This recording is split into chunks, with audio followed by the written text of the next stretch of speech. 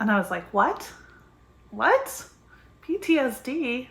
That makes no sense. That's something that happens to war veterans.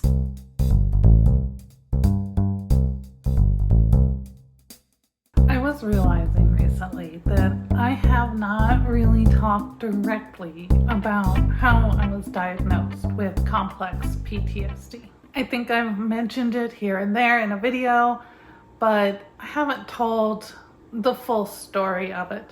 And I don't know that my story is super unique. A lot of people self-diagnose with complex PTSD because it's not a standard diagnosis in the DSM. My diagnosis was kind of only half a self-diagnosis, and that's because I really lucked out. So let me go back to the beginning. I had been thinking that I probably needed therapy for years and years before I called. I had a brief stint where I took some Prozac and went to 1 or 2 sessions while I was in college. And I was discouraged away from that, which I've talked about a little bit in another video. But around the time of the pandemic, and even a little bit before, mental health care started becoming more a part of the regular conversation. And I think I needed that to happen just because of other influences in my life. I needed that to happen before I might really consider that it would be something that could help me.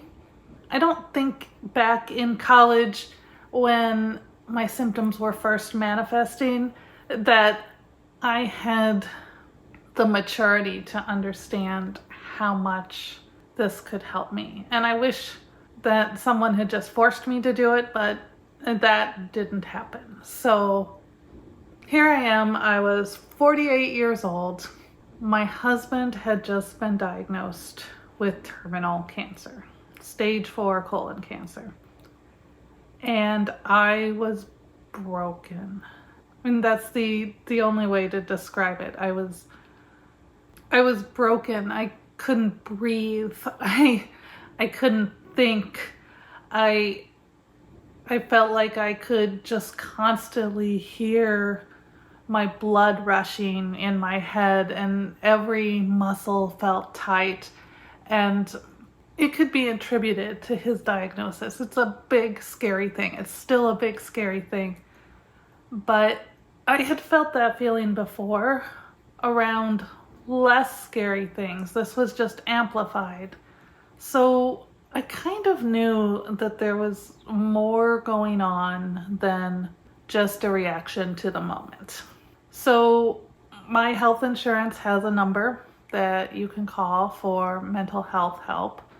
And I called it, and I can honestly say that if it had just been about me, I probably wouldn't have called at all. Like, if it was just me experiencing this because of something personal, I wouldn't have called. But, and this is maybe a manifestation of the disease, but what made me call was that I wanted to be strong for Kevin and for my family during what I knew that we were about to go through. Even then, even when I called, I didn't do it for me. I did it for them. So that's the background, but that doesn't really get to the diagnosis. And the diagnosis is what I want to talk about because it's not a straight path getting diagnosed with CPTSD. And if you're at the beginning of this, it can seem really frustrating, especially if you have an inkling that this is what you have. It can take a while to get there. I think I need more coffee for the rest of the story.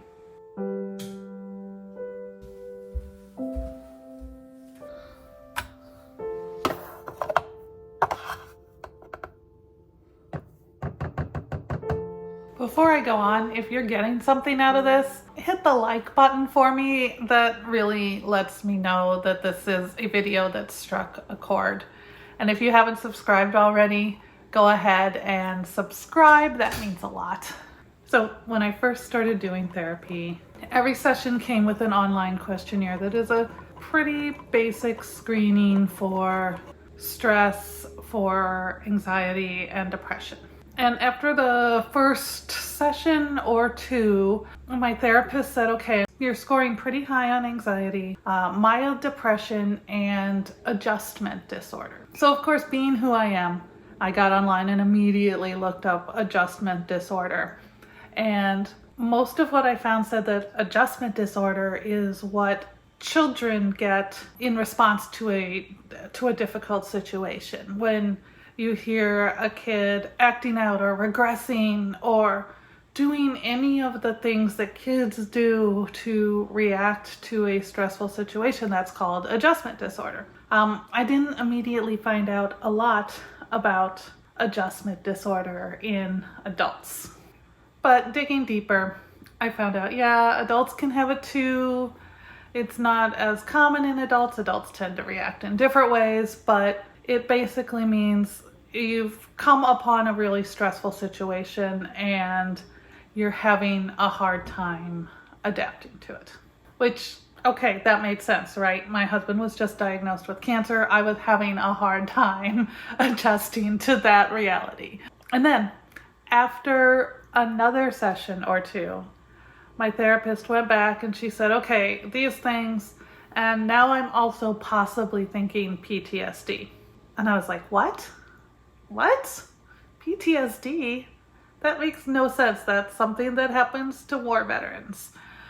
That's something that happens to people who have been in life-threatening situations. I have not been in a life-threatening situation. At least my life is not currently being threatened. PTSD.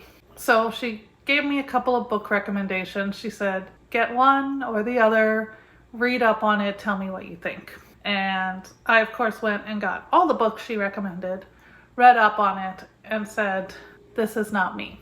And then I got on the internet and started reading up on PTSD because the books were not enough. I had to expand my base of knowledge.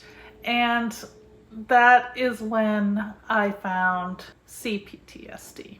At that point in therapy, we had been moving away from talking about what was going on currently and talking about all of the other times in my life that I have experienced similar anxiety and depression. Because my husband's, Kevin's diagnosis was not the first time I'd felt like that. In fact, I had felt like that often in response to all kinds of stimuli, large and small, throughout the course of my life. So I started Googling things like PTSD from childhood, or can you get PTSD from your parents' divorce, or PTSD from things that happened a long time ago.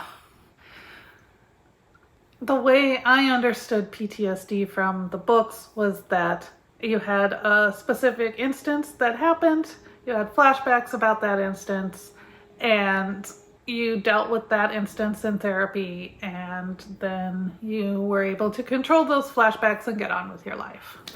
That's not always how it works.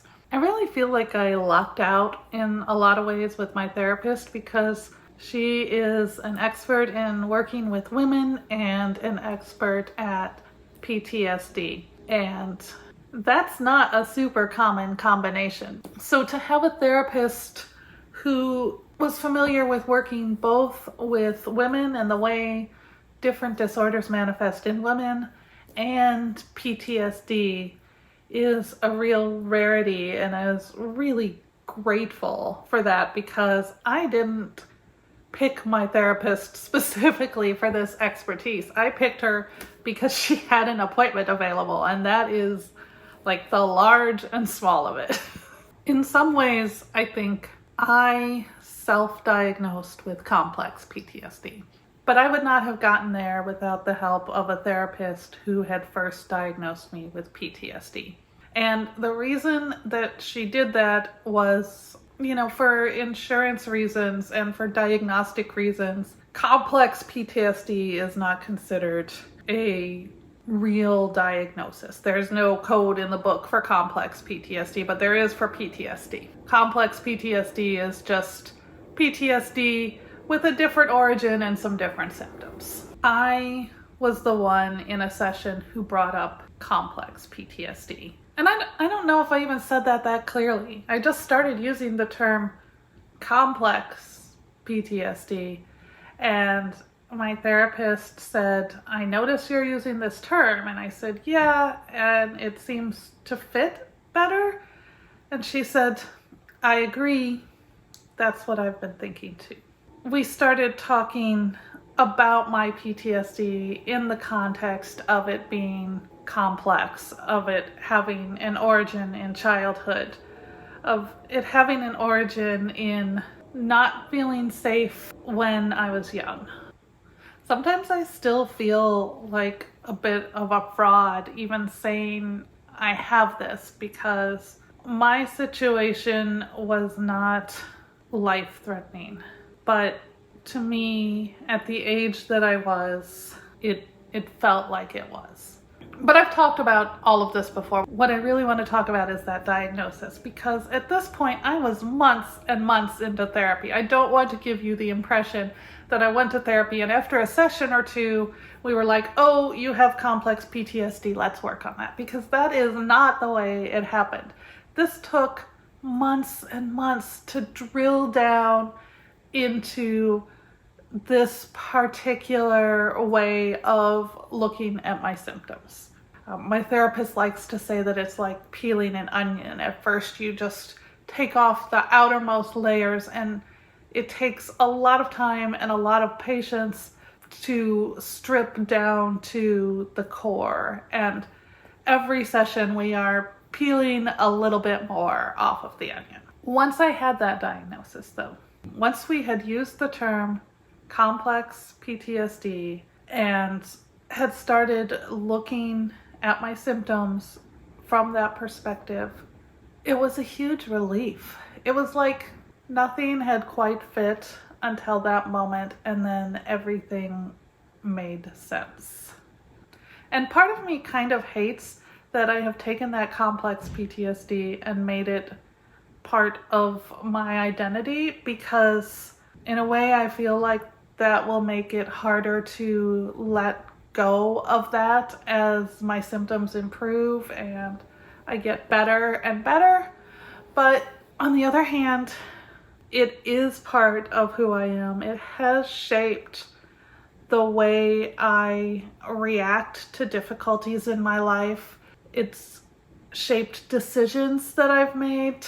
It's shaped the way that I treat myself on a day-to-day basis. So maybe it needs to be part of my identity and part of my story. And as I get better, as I experience those symptoms less and less often, it doesn't change it being part of my story. I think I will always have to be aware of how events that happened in my childhood influence how I see the world now. Even as I retrain my brain to think about things a different way, as I retrain my self-talk to be more encouraging and loving, I think there will always be a part of me that is tempted to go down those old pathways. I'm not really sure where I'm going with this. I feel like I've told parts of this story before, other parts I haven't.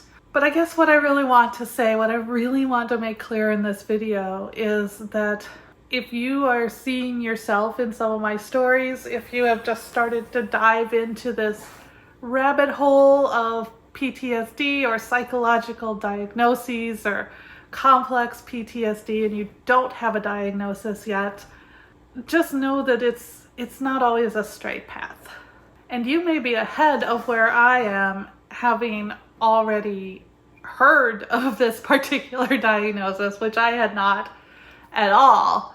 So if everything seems to fit to you when you look at this, advocate for yourself, mention it, talk about it, because I think you might have to do that to get the diagnosis. And if your therapist wants to call it straight up PTSD, that's fine. The same treatments work.